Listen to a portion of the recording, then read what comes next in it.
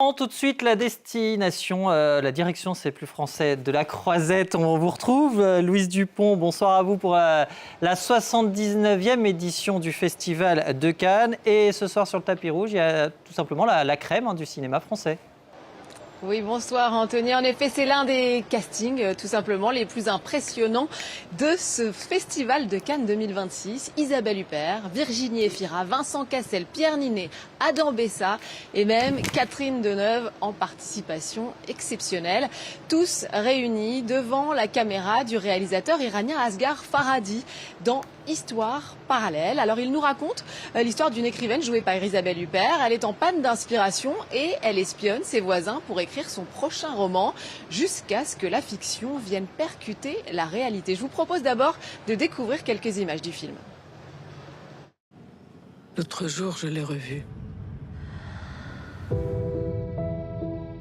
La ressemblance de cette femme avec ma mère est peut-être un hasard. Mais le fait qu'elle travaille dans l'appartement de l'autre côté de la rue n'est pas qu'une simple coïncidence. N'est pas qu'une simple coïncidence. Comment tu fais pour écrire ces histoires? Comment tu les inventes? Pourquoi tu veux savoir?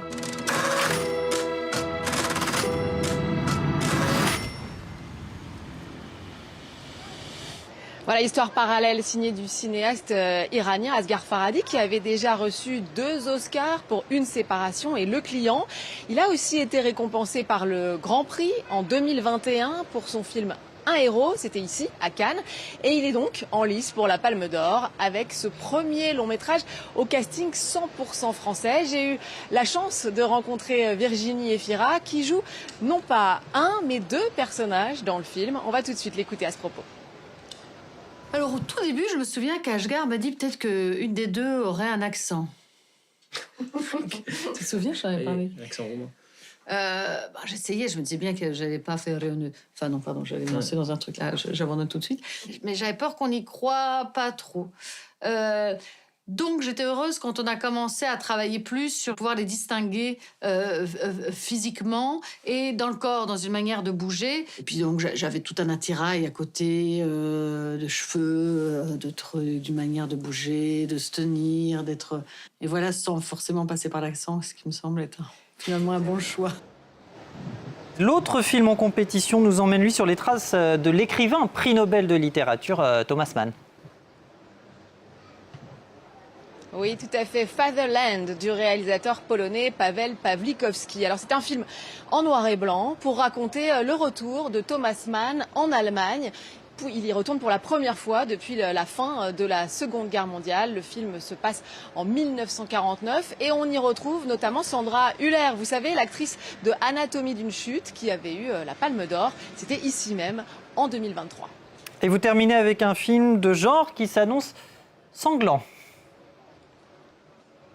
Exactement. D'ailleurs, le film s'appelle Sanguine. Alors ça affiche tout de suite la couleur. C'est un premier long métrage. Il est signé d'une réalisatrice française, Marion Le Corolleur.